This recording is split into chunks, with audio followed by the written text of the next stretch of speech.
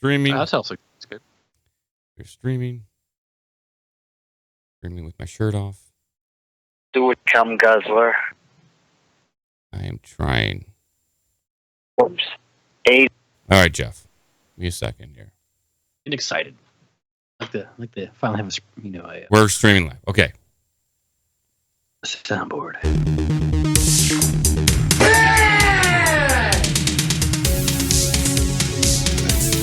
not fully understand. Because it's mind-boggling to you, yeah. Now I'm smoking a cigarette and drinking something I won't reveal. Don't call me right now. Anybody. We're in the middle of genius. Shit. Yeah. Guys, we're just gonna have a great time together this afternoon. With my shirt off. Well, I got a great idea. Take your shirt off. Hey, everyone. Welcome back to another Night Talk Live.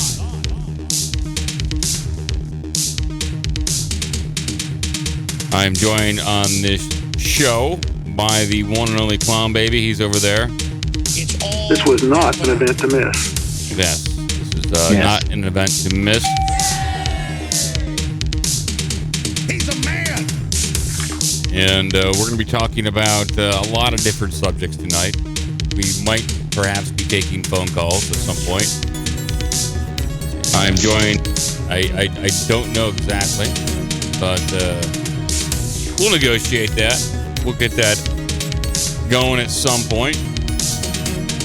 Please, God, free us from them. The phone calls. Stop them, please. Please. And the hammering. No phone calls, no hammering. It's all happening. Getting everything lined up here, people.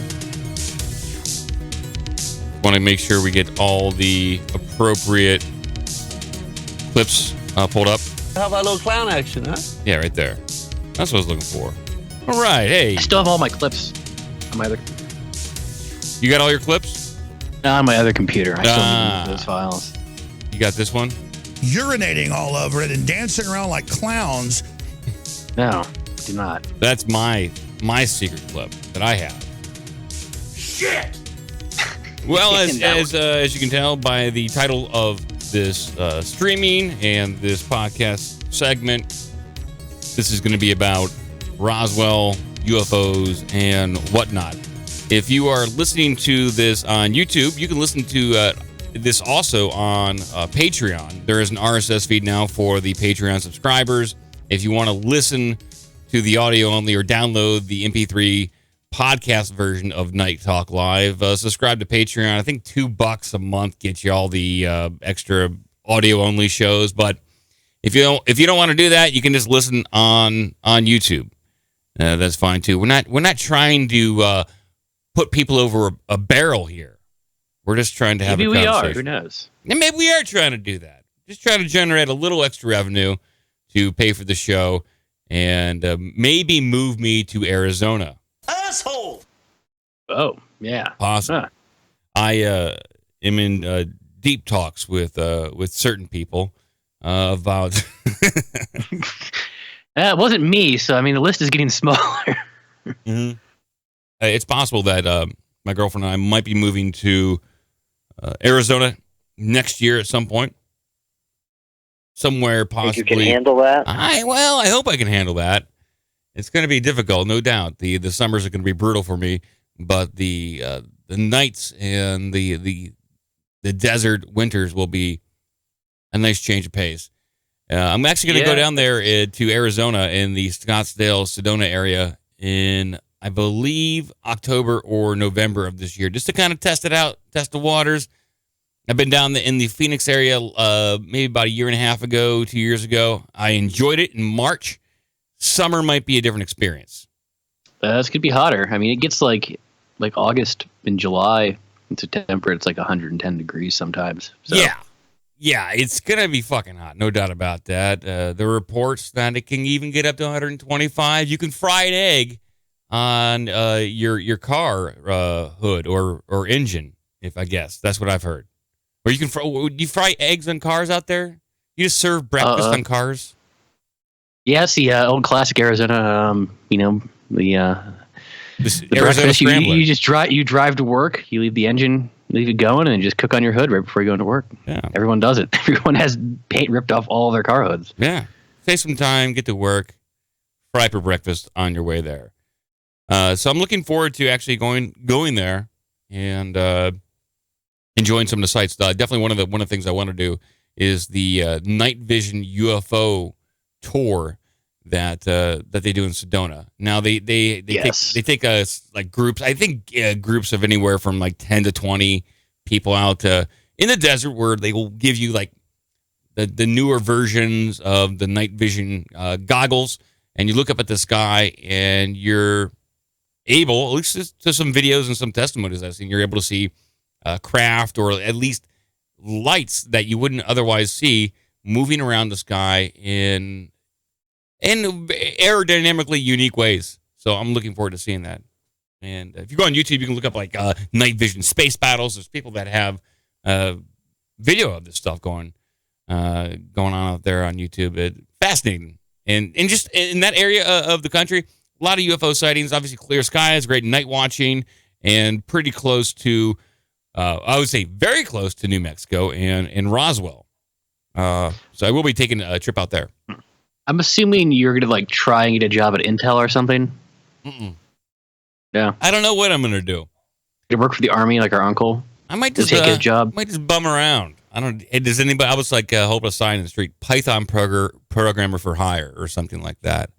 Will program for food.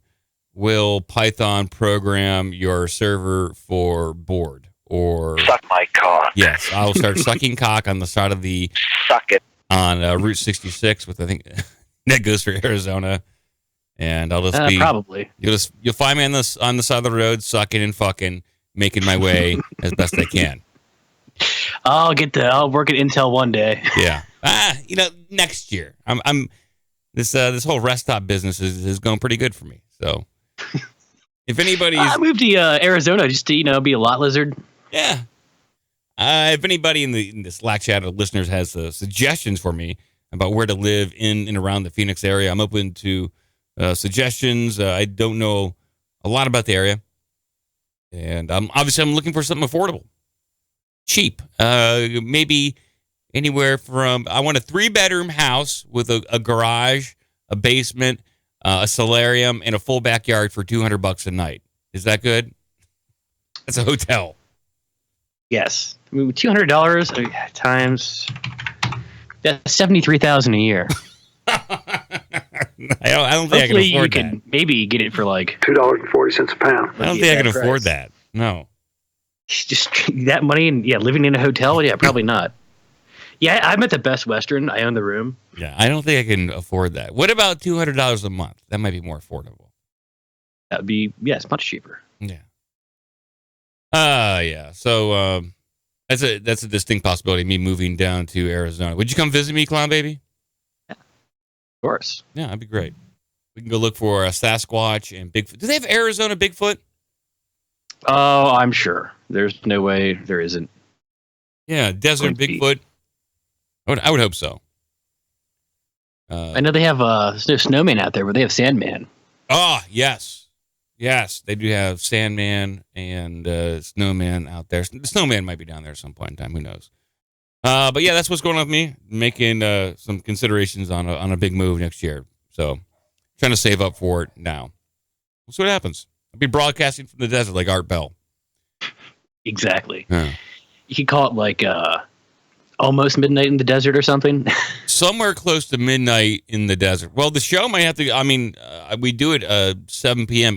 Eastern Standard Time now on Wednesdays and on Mondays, so I'll probably have to move it back. I don't know. It might be later. Yeah, if you work normal hours, you'd probably have to do it at 8 or 9 o'clock Eastern.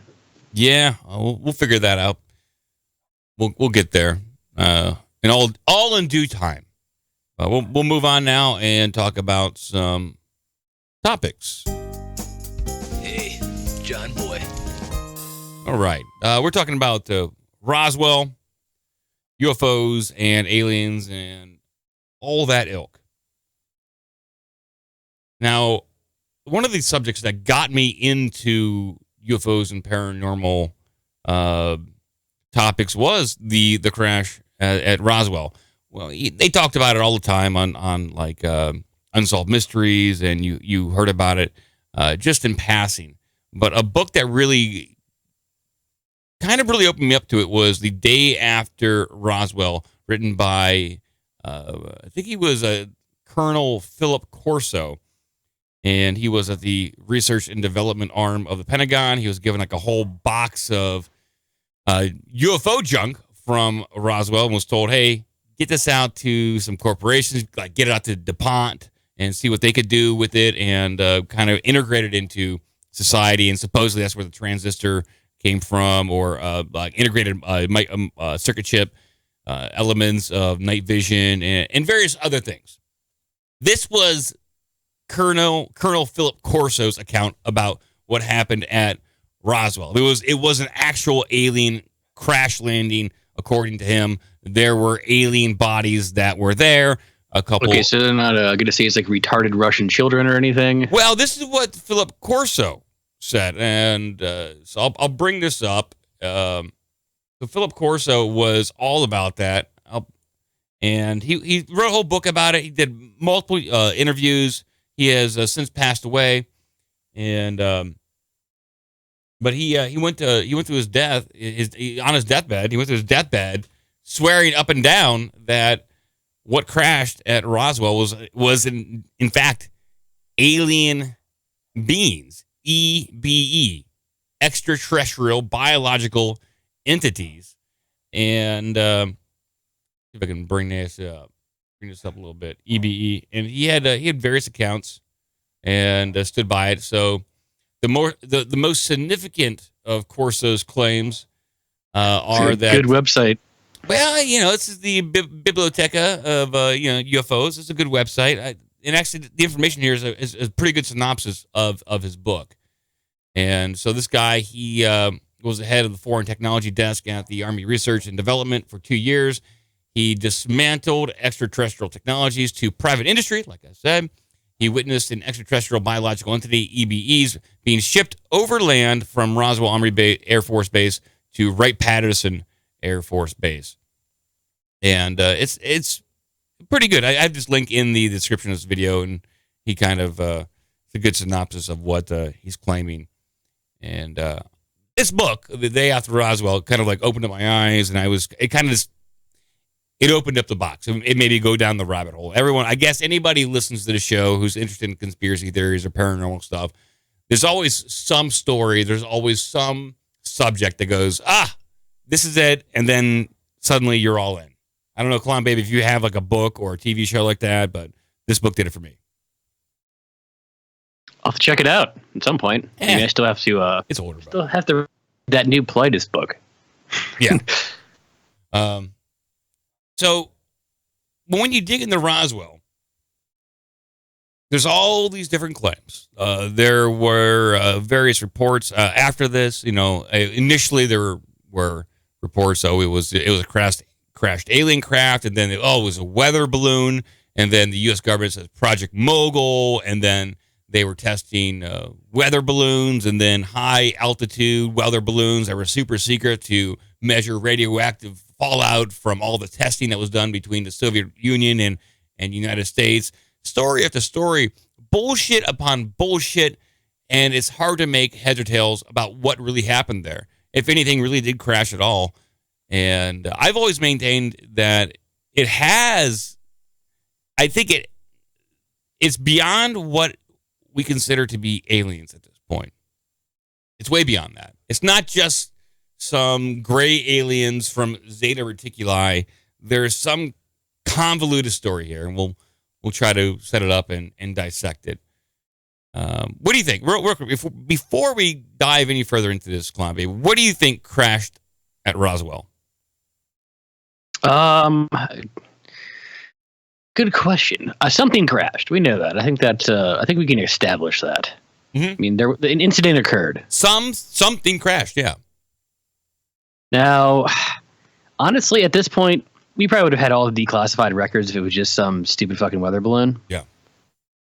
You all imagine pictures and everything. I mean, back in the late '90s, they did have a press conference, and they did say that, hey, it was in fact something called Project Mogul, high altitude disk crashing, and they did release a lot of information about these secret programs for weather balloons and high altitude testing, but it didn't. And they were using craft that were saucer shaped, but I don't know. I think you can. I have to believe that a rancher and all the witnesses, ranging from nurses to doctors, would not confuse dummies with small little corpse, small like alien corpses. I mean, they're professional ranchers, know what they look at. So something did crash. I don't think it was. There's a difference between like if I found a crash test dummy and like a body of a living being. Like you kind of know the difference. I would hope. Yeah, I would hope so. And so this next article that I'll bring up, this is from NPR, and it's an actual interview with a person who wrote the book Area 51, which you let me borrow, Klump. I mean, I think I gave it back to you. And perhaps, I don't know. Or maybe you gave it to me, and I gave it back to you to read again, so I could have it back so I could finally read it. I don't know. Something happened. Someone has that book. Let me just see if I... It's fine. No. Ooh, hey, I still have Tribal Bigfoot. Never cracked that one yet. Well, it's all right. This on screen here is titled Area 51 Uncensored. Was it UFOs or the USSR? And they did a 45-minute podcast. This is linked on the page, but I clicked to a segment. Here, I'll play the audio of this. I wonder if we'll get flagged, but who gives a shit? Who gives a fuck? And this is where they talk about some of the strangenesses surrounding the USSR, the Roswell crash, and all that. And she has a completely different take on what crashed at Roswell. Began to become very upset and told me some things that were talking about insider. This is what you're talking about in the end of the book. That's almost impossible to believe at first read. And that is that a flying disc really did crash in New Mexico, and that it was transported to Wright-Patterson Air Force Base, and then in 1951 it was transferred to Area 51, which is why the base is called Area 51. And the stunning part about this reveal was that my source, who I absolutely believe and worked with for 18 months on this, was one of the engineers who received the equipment. He refers to it as equipment, and he also received the people who were in the craft. And so... Do you mean the remains of the people in the craft? The people were, according to the source, the people in the craft who were child-sized pilots. And there's a lot of debate about how old they were. He believes that they were 13, although other people believe that they may have been older. But this is a first-hand witness to this. And, you know, I made a decision to write about this in the book at the very end of the book, after I take the traditional journalist form of telling you everything, all the stories in the third person. I switch, and I kind of lean in to the reader, and I say, look, this is not why Area 51 is classified to the point where no one in the government will admit it exists. The reason is because of what one man told me. And then, using the first person, I tell you what I was told.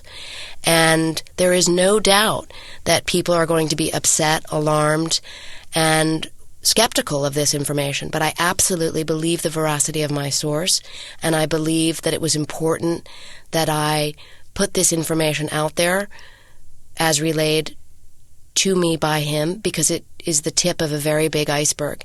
And what he says is that the child-size aviators in this craft were the result of a Soviet human experimentation program, and they had been made to look like aliens, a la Orson Welles' War of the Worlds.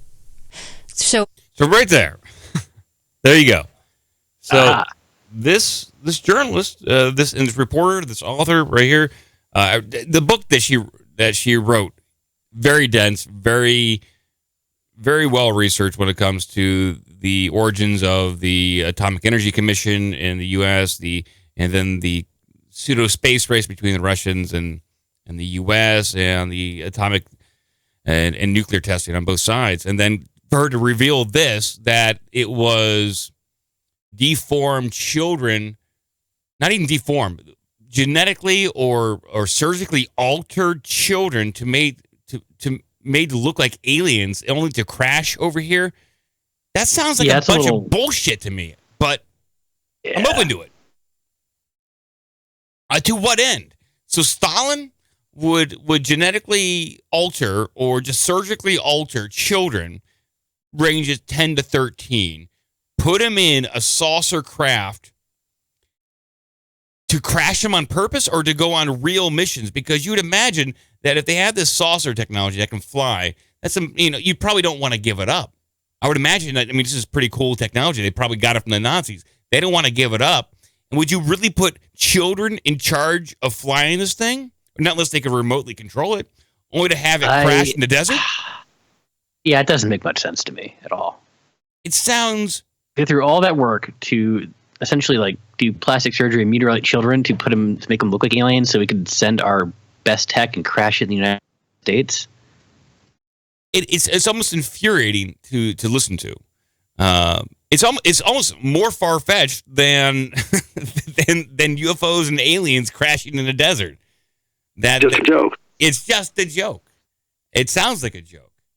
It sounds absolutely bizarre to me. I don't discount it that they were doing genetic experimentations. We read papers that Stalin wanted to create hybrid human gorilla soldiers.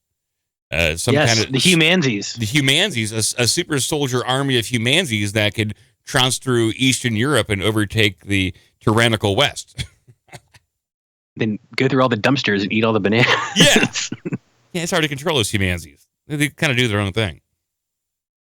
But, so that's her account. We have Philip Corso, initially, the guy from the Pentagon Research and Technology Division, saying it was aliens. This author just said it was surgically altered Soviet children. And then we also have people that saying that it was actually Nazi craft that crashed there. And I'll break this open and I'll put this. And they surgically altered children to look like aliens. They surgically altered Nazis to make them look like Soviet children. Pretty good. It gets convoluted at certain times, but I'll go ahead and play this for people. When current and former CIA employees get together to talk about the Area 51 military base at a public forum, it was probably inevitable that the wrong there video. were Nazis there, and they mutilated Soviet children to look like aliens. Yeah, sorry, wrong video clip. Wrong video clip. Here we go. Many believe a UFO crashed there. Others say nothing happened at all. But a new German film suggests what landed there was this, a 10-foot wide, 12-foot high craft that combined rocket and helicopter technology created by Nazi Germany. Interesting. Lauren Hansard took the photo to the UFO Museum for their feedback.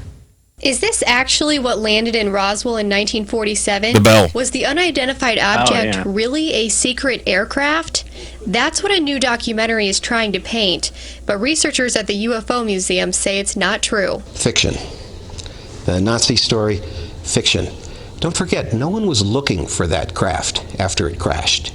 If it had been an experiment that was going on, they would have been out there looking for the remains. No one was. Paul Davids is the executive producer of the 1994 film Roswell. Oh. He's in town working on his next film, and he says the theory that scientists are behind the crash is just another cover-up. Go screw yourself, asswipe.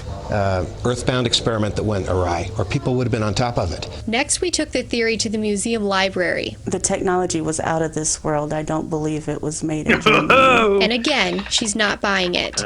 Librarian Crystal Griffiths says it comes down to technology. She says the museum has sent off actual pieces from the UFO to be tested in laboratories. She says to this day, 2 of the elements remain unidentified. Yeah. It's like foil, and you can crumble it up, and it will just straighten right back out. She says if indeed it was scientists that launched that object, those elements would be identified. There are one or two that are not explainable. It looks like for New Mexicans, this theory may have a ways to go, but it's up to you. Do you believe this is what landed here in 1947? In Roswell, Lauren Hansard, KOBI Witness News 4. Well, there you go. So there is I believe that also in the new JFK documents, or the newer JFK documents that got released, late last year, that that there is definitely some insinuation that a good majority of the higher Nazis escaped to South America, Central America. They moved some stuff around, and that they probably had some technology. Then we also have rumors that they had a base in Antarctica. And so I don't think it's that far-fetched. I think it's actually much more likely that maybe a Nazi craft crashed at Roswell. They said it was aliens. Said, "Oh shit, that's a worse lie." Crap. Oh crap! Make it a weather balloon. Oh no, we cut all the Nazis. That was aliens. Oh shit. Oh my god. Die, Hitler! Exactly, because people didn't want the Nazis to still be around. You know how fucked up that would have been after the war? To say, "Oh, we didn't get all the Nazis, and by the way, they escaped with their super secret UFO technology." That would have been pretty awkward. Big foreign policy hubbub. Big blunder. Very big blunder to explain. Die, Hitler! Now, I got to try to go back and dig through those documents and find those parts where they talk about that. But I think that's much more likely than Stalin's surgically altered kid scenario. It's just because we talk about the Nazis and Nazi UFOs for a good chunk of the show since its inception, and the Nazis were into occultism. They were doing all this high tech stuff. We even talked about in the Kecksburg incident that I think you theorized, and I kind of agree with you, that what landed there could have been the Nazi bell. The acorn. Yeah, given its description. Yeah. It fits the description a lot. Yeah, the acorn. So I think I do have a theory on what happened, and I'll talk about that here in a bit. 614-388-9109. If you want to give a call in with your theories about Roswell, was it the Nazis? Was it UFOs? Was it Project Mogul? Was it Hitler? Was Hitler riding around dancing on his UFOs? I'd like to believe so. That's so stupid. It's so stupid, but explains a good chunk of UFO lore. That the Nazis had UFO technology because they channeled it from the Draconians, and the problem is they had more knowledge than they knew what to do with, and they didn't have all the correct technology and alloys to manufacture this technology accurately. Uh-oh. They did what they could. Caller, go ahead. What's up, guys? Hey, what's going on? Yeah, aliens. They're coming to Earth, y'all. They're fucking coming to Earth, man. Aliens! Can you handle that? Come to Earth! Coming to Earth. Who am I talking to? What's going on? So aliens, this is Rob from New York. Hey, Rob. All right, so aliens, UFOs. I love it. So, Roswell, what do you think happened there? Oh, I don't know. That's a big story. It's a huge one. Going on with that. It's too bad. Okay, I'll give you. This is a multiple choice test. This is a multiple choice test. Is it aliens? Was it a U.S. program like weather balloons? Was it the Soviets or was it the Nazis? Tough choices. I'm gonna go with the latter. I'm gonna go with option D, or something. Nazis. something related to that. I'm gonna go with something that's so bizarre that it would freak people out. I'm gonna say it is Nazi UFO technology, and that there was probably some genetic experimentation going on. We know the Nazis were into.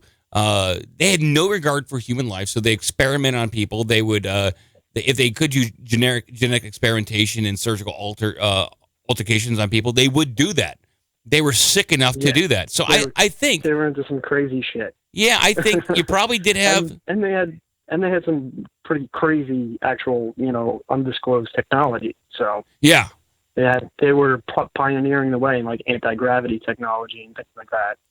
I think I think that's the likely scenario, that it was really super bizarre technology that the Nazis had. They did have some altered humans on there that probably looked alien, but they got inspired.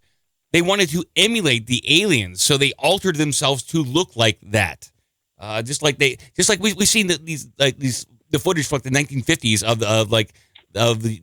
the United States Air Force trying to build saucers out of jets. It wasn't practical. They didn't have they tried to emulate what they saw to see if it worked. I think the Nazis did the same thing. Exactly.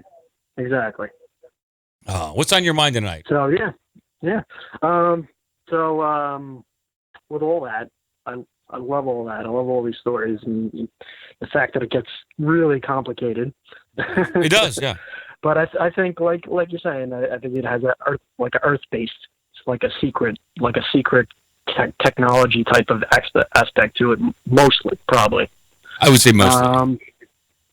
So you guys talked about Gary McKinnon before, right? A little bit last. Maybe. Well, you talked about him before, right? Yeah, it was last show. Yeah, the hacker from the UK. All right, so I did some reading on that guy, and some of the things he found, it was that list of non-terrestrial officers or whatever it was. Yeah, he found an Excel spreadsheet basically of non-terrestrial soldiers intriguing stuff. Yeah. So also he found, I think there was like two ships. He found the names of two of the ships, and it was called USSS, like U.S. spaceship instead of just like a U.S. sailing ship or whatever. Yeah. One of them was called Hill and Cotter, and the other one was called Ramey. Ramey? Yeah, that's pretty interesting. Yeah, that's pretty interesting because both those guys were both generals that were involved with UFO-related stuff. Aha. So that's pretty intriguing, pretty interesting. I know that. This all goes. I love this hacker stuff because he broke in there. He saw like some photos. He got like some Excel spreadsheets, and that's compelling stuff. Like I believe this guy. I think this guy's more credible than Corey Good and time traveling and going to Mars and all this other being regressed to some fucking infantile state or whatever the fuck he talked about. I don't even discount Corey Good. I think his story is compelling and it goes on and on and on. He's got a lot of information. I don't discount that. I tend to believe like you, this hacker, just a little bit more. It seems they got some more meat. Yeah, there's something that's a little bit more that I can grasp onto, a little bit more tangible for me. So Hill and Cotter, he was like the first general he was like the first general in charge of the CIA. And also his name shows up on the MJ-12 documents. Oh, okay. Well, so Majestic. The MJ-12 MJ-12 documents are kind of dubious. People say it's fake. People say it's real. I really don't know where to go with that. But the fact that this guy pulls up, this guy's name that was on these documents that are related to UFOs, kind of interesting. I think that the Majestic 12 documents are real in content, mostly real in content, but the actual documents that are put out there are fake. It's kind of like almost like a red herring. It's to discount the story. It's like if you remember during the 2004 election with George Bush and Kerry, that there was like an Air Force Reserve note that went around, and on CBS, Dan Rather went with it, and it turned out that it was a forged document, but the content of that document turned out to be mostly true, but the document as a whole was fabricated. I think that something like this it's a little bit of different disinformation. You send out some accurate information, that you throw in enough shit that so you have to discount the entire thing. Yeah. That's how they do it. Intertwine some truth with some lies. Yeah, so so you can point to something there. This is the government's MO, really. It is. Yeah, they have to cover their ass. Yeah, I think there's good people in the government that want this info out So they got to try to get it out whatever way they can. And unfortunately, it's mostly disinfo. Right. We're left to sift through the rest of this garbage. And Ramey, he was another guy who's noted as one of the names of the ships. He was involved with Project Blue Book, and he apparently said to Barry Goldwater at one point. Barry Goldwater was I think he was like a presidential candidate. Air Force. Yeah, and pretty much he told him, look, we have alien technology. All right, just it's there, and nobody's ever going to learn about it. There's a lot of these little stories I love. I love pretty that interesting. Stuff. Yeah. And McKinnon was supposed to be extradited, but he never was. I don't think he was, this hacker from the UK, because he has autism. So they fought extradition, and I think he's doing. The hacker has autism? No way. Yeah. Yes, this is all very interesting. Possible. You got anything else for us, Rob? I think that gives his story a little more credibility. Is the fact that they were looking to lock him up. Yeah. Oh, yeah. They're like, hey, all he did, I think he just used, he just went to certain NASA sites on their network, and they just weren't protected. And he just basically walked on in through the computer and was able to access these files. They just weren't password protected, or the passwords were so easy to crack, like it was. They were password. The password was password. Yeah, which it's kind of fucky. Yeah, it's kind of fucky. We could hide alien technology, but we can't come up with a password enough. Yeah, Podesta couldn't do it. No. You can still access Podesta's emails after the leaks even occurred. People guessed his password. Yeah, he sucks at passwords. Podesta is horrible at passwords. He should not be in charge of passwords ever. Hey, Rob, thank you very much. You got anything else before I let you go? No, that's it. I'm just going to be tuning in. Thanks, all right, guys. Thanks, buddy. Bye. Don't worry, do it. You don't make the trip from Rigel 3 to Earth just to drop by. That's right. I do like those little UFO stories. There was one with Nixon and Jackie Gleason, and when Nixon was a big fan of Jackie Gleason, he was in the Honeymooners, and supposedly down in Florida, I believe, Nixon took Jackie Gleason to Air Force Base, and he's the fucking president of the United States at the time, so he was able to get into any kind of facility he wanted. He took Jackie Gleason into a super secret facility and showed him a body of a dead alien being. That's pretty intense. Nixon's like, hey, check this out. Check out this dead. You want to go see a dead alien? Want to touch it? Dude, drink whiskey. Want to touch his peener? I come down here and jerk on this thing every now and again. Yeah. Do it again. Yeah. I like to feel like a big man. Being president of the United States is not enough. I like to jerk off on aliens. Let them know what I'm about. Who's boss? Welcome to Earth. I'm cute, though. Built good. Yeah, I'm Nixon. I get hard for alien bodies. If only we could find some Nixon drops from Futurama. Don't call me Tricky Dick for nothing.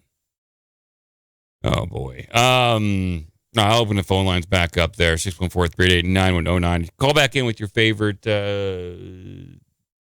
Nazi alien Roswell theory. Who knows? Who knows what's going on out there?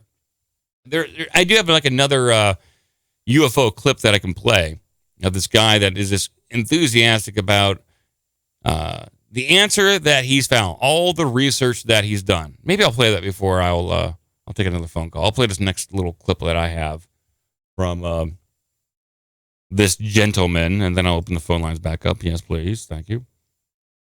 And where is this? Yeah. I'm just trying to bring up I should have this clip ready, Clown Baby, but I did not. So here it is. This man thinks he's from the I think this is indeed the smoking gun of Roswell that confirms there definitely were bodies recovered at Roswell. Dr. Dave Rudiak is a research scientist who believes he has found the long-hoped-for smoking gun of the Roswell incident in a photograph that's been in the public record since 1947. Even though I had believed that something very unusual had happened at Roswell, I was surprised at what I read in here. I wasn't expecting to see some of this stuff. Rudiak has spent the last 2 years using computer imaging to analyze what Roswell researchers know as the Ramey memo. First, there was the Roswell-based press release. About an hour after the press release, General Ramey was already speaking on the phone to reporters in the Pentagon press room and saying it looked like a weather balloon to him and a radar target, and that is in fact what is pictured here. So they brought in the photographer from the Fort Worth Star-Telegram. He took 6 photos. 4 of the photos have General Ramey, and he's holding this message in his hand. In 3 of those photos, the message is turned away from the camera. In this particular photo, though, for some reason, it's facing the camera. And fortunately for us, the image is of sufficient quality that we can read quite a bit of the message. And you want to hear this message? Come on, baby. Sure. I'll put this on screen so it's documented. So everyone at home watching can actually see the message and is how he's coming to this conclusion. This is all UFOs all the time, people. That's what Night Talk's all about. I'll bring this up on the screen right here. 1 second.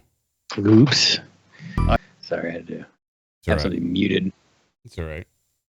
Tells, I think, a very remarkable story. During the GAO investigation, U.S. Air Force representatives claimed they tried to enhance this photo themselves. Their official conclusion was that even using state-of-the-art equipment, it was totally unreadable. This is the memo the Air Force said that their high-level government organization, photo analysis lab, could not read anything on. And if we zoom in here, you can obviously make out some of the words quite easily. And everybody sees this here. This is, the 2 words here are weather balloons. These words are very important because it tells us that this is about Roswell, because Ramey's trying to sell a weather balloon story to the press. We are monitoring some. There you go. So that's what his forensic conclusions were about. And oh boy, all this time, and I finally found it. Nixon's back. Nixon's just back. 5 minutes too late. That's all right. Better late than never. I'll go ahead and open up the phone lines, and we will be mostly happy to take your calls. I also love the UFO flap of the 1950s, 1955, the attack, the DC flyover. I'll see if I can bring that up on screen. That the big UFO flyover of DC was huge. The one that was on the cover of the New York Times in the 1950s. Yeah, I'll put it up on screen here. You can take a look at this motherfucker, and there are pictures of it. And sorry, that guy you have a picture of right there, whoever that guy's in the Air Force, it looks like he hasn't shit in 2 years. Yeah, that was Colonel Philip Corso. Yeah. Caller, go ahead. This man claims he has been to the year 6000. Well. Hey, caller, go ahead. Hey, what's up there, Mike? What's up, Clown Baby? How you guys doing? It's Teddy Spaghetti. You got it. What's going on? What's your best guess for Roswell? I think the Nazis had something to do with it. I think the whole Nazi thing is kind of weird. How they got that technology. My whole biggest question was about that is if they were communicating with aliens, how'd they get so anti-Jewish? I don't know what aliens had against the Jews. I don't know either. I mean, obviously Hitler needed some kind of enemy to attack. He needed to consolidate power and demonize a group of people. And Jews have just been kicked around for thousands of years, so why not do it again? And I guess it makes sense. Everybody needs a good scapegoat to kind of rally the public. But it's weird because it comes from from space and stuff, and then they take it so they just pervert the technology. And I understand men can pervert anything. It's just crazy that's where they went to it. So all the technology we get from rocketry, even computers, I think, has a lot to do with Nazi Germany. It was crazy how innovative Nazi Germany was, and the place where it was at by the at the time when it was innovating. It always blows the mind. It would be a completely ironic if the Nazis got their super secret technology from space Jews. Flusians. Yeah, it is weird that if the Nazis were channeling and communicating with the reptilian draconian race, that they wouldn't go, whoa, shit, this universe, this galaxy is way bigger than we ever realized. These people could help us kill all the Jews. Yeah, well, beyond that, it's like, well, we need to unite mankind right now because, holy shit, there is a bigger threat out there. But no, they decided to exterminate or try to exterminate all the Jews and control the world, or at least try to. And, I guess Hitler didn't have enough time to reflect on this. And he didn't go into therapy. And can you believe that? He didn't go into therapy on this. Well, do you think he actually knew, or was this kept more on like I know he kind of dabbled in the esoteric. Some people think he wasn't in the know as much as like some of his generals, like Himmler or Goebbels or some crap like that. There was a whole, I believe, part of the SS, the Ahnenerbe, which did all the occult stuff. So it was definitely prevalent. It seemed like Hitler was enough of a control freak that he would want to know about all this stuff. That's true. I see him wanting to be definitely involved, or at least know. Hey, by the way, you know how you guys can travel through time now? How did you develop that? That's a weird technology. You know how you guys can fly around and do like 90-degree turns in midair and should break everyone's necks, but you guys are able to withstand those G-forces? How did you come across this technology? I think Hitler would ask those questions. Just a joke. It's just a joke. The technology is just a joke. Hey, Teddy, you got anything else on your mind? Quick question. Yeah. Now, I'm a pro Second Amendment guy, but since we got all this alien technology, when we get like handheld lasers, would y'all want to restrict laser access? Because I don't know where I stand on that. Well, did the founding fathers have laser cannons?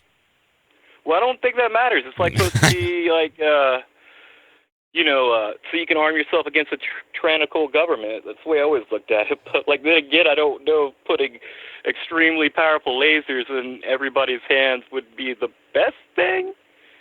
I say fuck it. Arm the teachers with lasers, kids with lasers, just lasers for everyone. I would say once the local police department are using lasers in law enforcement, then the rest of the civilian population can use them as well. If the police get it, definitely. I don't want the police to have it at all, though. Well, they're going to have it. I mean, a laser. It's the Pentagon program. Once the lasers come off, the battleships and the Humvees, they're going to be filtered down to civilian use. And then, next thing you know, you're going to have, laser police on the streets, lasering you down. And then at that point, you can buy your own laser. But I think they're, hopefully they're cost effective. Yeah. Well, I mean, the ammunition might be cheap, but that's all I got. Give me an aliens and send me on my merry way. Thank you. Bye. One of the aliens. Aliens! Oh, they come to Earth! There we go. I'm a man. I think we had a crank caller or a prank caller right before Teddy. I think they were there was some farting going on. Some sure. sound board stuff going on, and I think it's I don't know who it is, but can you improve the quality of your pranks? Or at least could you at least call in like the Springfield pervert? Or can you handle that? The sound quality? That too. If I were you, I'd be pretty ashamed of myself that you just really haven't put the time in. If you're gonna do it well. Don't half-ass it. Like this would be like the third time you're calling in, and as soon as Mike picks up, we just hear. You better beg for it. It'd be hilarious. It'd be nice. I would love it. Excuse me. Then I'd say, "Excuse me," and then I would be like, "Hey, where's the shampoo?" The shampoo. Yeah, we could have a good time, but you gotta step up your game, okay? I'm pro prank sometimes, but you really gotta put some effort in, okay? I want you to work on it. I don't want you to disappoint me. You got that? You're not taking care of your duties here like you're supposed to. Exactly. Yeah. I don't understand you. You're a disappointment this week. Yeah. Hear that, prankers? All right. Are you a pranker? Caller, go ahead. Hey, Mike. Hey, Clown Baby. It's Toodles. Hey, Toodles. Hey. I just wanted to add in on the conversation about UFOs. Yeah. Jack Parsons. Have you guys ever looked into him? He's No. one of the founders of JPL. No, Jack Parsons. I am not familiar with the name. I'll try to bring it up on the screen right now. Can you give us a little backgrounder? He was an occultist who was a student of Aleister Crowley's. And on the day he died was the day the huge UFO sightings started happening over D.C. Okay, yeah. This is Jack Whiteside, Jack Parsons. Okay. Yeah. So look into that, dude. He's fucking crazy. But he did all kinds of I don't know, occult rituals out in the Mojave Desert and stuff, all before Roswell.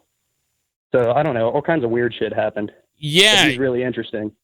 Yeah, I'm looking at this, and he's definitely associated with Aleister Crowley. And I just started reading about Crowley actually about 2 weeks ago, and when you get it, okay, so this is when you get into the UFO stuff and the aliens, you start to go down and say, oh, the Nazis had it. Then you go into occultism, and this is where the spirituality, the esoteric, and the UFO and the political leanings and the political conspiracies all wrap up into one giant thing. And it's this right here. This is where it starts to get a little too bizarre for most people, I think, is when you start getting into channeling and mediumship. Yeah, you're right. And it's tough. I'm open to it. I love this shit. This is great. We talk about occultism and channeling and talking and getting powers from another dimension in order to build your own technology. I get it. That makes sense to me. But if you're just talking to an average person and you ask them if they believe in UFOs, they're going to say, yeah, I believe in UFOs. It's oh, by the way, did you know Nazis talk to UFOs? You're going to sound like a lunatic. Right.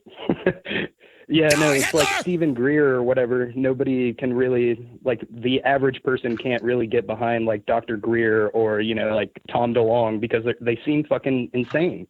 Yeah. So, some of the stuff they say does make sense when you look into the history of UFOs and occultism and everything attached to it.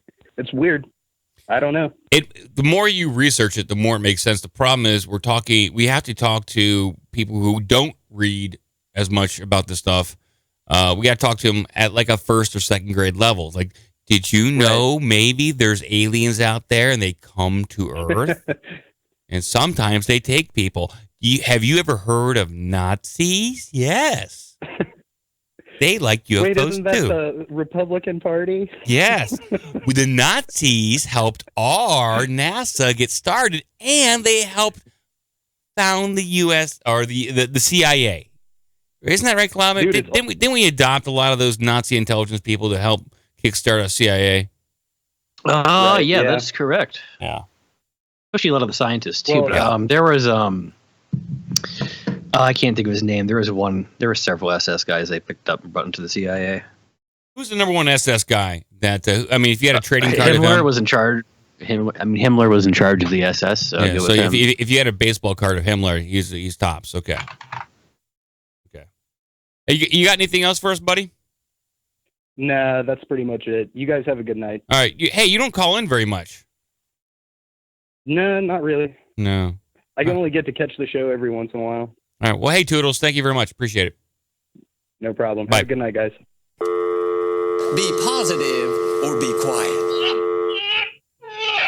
All right. He's been around for a while. I like Toodles. Looks like the guy whose name was what's that? One of the main guys is Reinhard Galen. Reinhardt or Reinhard? Reinhard. Reinhard's his first name. Gittenhard. All right, we'll take a few more phone calls here, and then we're gonna wind down the show. I could talk about UFOs and Nazis all fucking night. I really could. We're not even scratching the surface. This is very surface stuff. This is entry level stuff. Caller, go ahead. Okay. Hey, how you doing, Mikey? Hey. This man claims he has been to the year 6000. Wow. Just a joke. Hey, Bill, how you doing, buddy? Not much. Thanks for sending me the information for that Yorkshire girl. Look, I'm sorry, dude. Look, I've been so busy fighting the New World Order, I didn't have time to like send it on as quickly as I would like to have. No problem. It's cool. It's I gotta say, Bill, I'm kind of taken aback that this girl from England is interested in some Canuck like you. What? They love me. What are you talking about?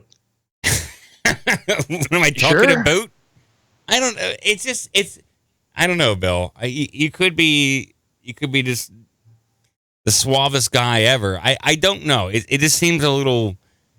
I don't know how it happens, but somehow you're able to do this. Whatever kind of strokey Bill magic you're able to weave, it's being woven.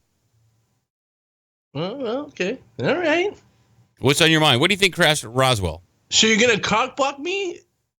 Yep. No, I'm not cock blocking you. How am I cock blocking? Send it to me. Springfield. Okay, cool. We'll see what happens. We'll see. Okay. No, I'm not cock blocking you. No, I will definitely send you the information. I have the contact, and I've been very neglectful, and I apologize. It's been inundated with other work, and I just haven't done it yet. So I apologize. No problem. Yeah. For the Roswell stuff. Yeah. The word on the street is Jewish people are actually closer to the aliens, based on their text. They have more of a in with the aliens. They're more part of them than normal people are, apparently. What? You're actually talking about space Jews. Exactly, yeah. Kind of like the Jewish theory. Okay. But what happened was they need to keep it so it's getting closer to the aliens' DNA and less away from, monkey DNA. So that's apparently why the whole Nazi thing may have actually occurred, because they're like, we need to really, really, get more solidified here and not be just, mixing with these monkey guys. We need to get more hardcore about our space genes. And that's why they did it. They did it to themselves. So you're saying the Nazis wanted to kill the Jews because the Jews were too alien? Not alien enough. They wanted to thin the herd to really solidify it. And once you're your own country, it's really easy to solidify more. So, you know what I mean? Well, yeah. I mean, there's also been reports of Nordic aliens, like, the tall blondes people talk about, like 6 to 7 foot, that have like, golden blonde hair that are up around that area, that has also been rumored to be in contact with they're basically the Aryan gods or the Aryan UFO alien people. So I don't know if they have anything to do with it, but so you're saying Hitler wanted to kill Jews because they weren't alien enough? He didn't want to. It's like the guys that really were in control of him. Thinking back, it's kind of like these wars really made good for the bankers, right? Yeah, oh, absolutely. Yeah. I mean, yeah. So who was running the banks at the time? Which banks are we talking about? The Bank of England? Yeah. We're talking about the Rothschilds. We're talking maybe about something. Yeah. So maybe it's like, hey, you guys aren't gonna send some buses over to grab some buddies for taking back to England. No, we're just gonna let this happen because we control the money. Bye-bye. I see what you're saying there. I see what you're saying. Kind of weird, right? Yeah. Look. Money there, and they didn't do, and they could have, but they didn't. And then it seems like it's a bad thing, but in reality, it's like hey, we gotta get more aliens, so we gotta get really thick into it. Like we gotta really get more alien into the mix, and then we can really start aliening out. Is this kind of like your own theory, or are you just kind of assembling this from a lot of different things that you've heard? Theories that I've heard, and then like taking what we're talking about and kind of combining it and like looking at it and saying, hey, it's kind of weird. Yeah, I mean, look, with all this stuff, I think every theory is just as valid as the next. And I mean, that's what we do on this show. We talk about different, strange, retarded, stupid shit. Oh, and hey, the fact that this all happened way long ago before I was fucking born, Yeah. you know? So, like, we're really dusting the wind here. Oh, you yeah. know? Oh, yeah. Absolutely. We're just pontificating at this point, which I like to do. And we're still talking about Roswell because it's a very important event, and we still talk about Hitler and the Nazis because everything is literally Hitler if you disagree with somebody. So the aliens are literally Hitler if you disagree with them. Right? Yeah, Hitler isn't an alien at all. He's just a human being who is used as part and parcel of the alien guys, the alien rebos, if you will, as their global plan to get Jewish people to get really thick of the alien gene, and that will we have like a difference between humanity and the aliens at that point. Yes. Well, hey, Bill, thank you very much for your call. You got anything else for us before we wind up the show? No, just send me that girl's number, man. I will forward it on to you, big time. Yeah. I'm sorry. I apologize. No problem. All right. Okay. I apologize. I'll get it to you. All right. Talk to you later, clown babies. Good. All right. Bye, Bill. We'll talk next time. We're winding up the show. There we go. Hot dogs. Yeah, it's good to hear from Bill. Yeah, I'm sorry. I forgot to forward on that number to you. Good night. Yeah. Goodbye. No way they could possibly get in contact with each other. I have 2 more minutes until the song ends, and I'll take one more phone call if someone was calling, 614-388-9109. And what do you want to do when we meet? Yeah, what do you want to do when we meet? You want to meet sometime? Yeah. You want to meet sometime, Bill? What are you looking for? I could be your grandpa. Yeah, Bill, what are you looking for? That woman could be your grandpa. Yeah, you know what I'm saying? You know, if you had me naked, I'd want more, right? Yeah. Come on. Well, I don't do guys, but if you want to, you can do me. Yeah, that's right. You got any Springfield over there, Clown Baby? Yeah, definitely. Somewhere around here. Handle my cock. Do it again. I'm horny for you. Feel my cock. I can't control my horny level. Caller.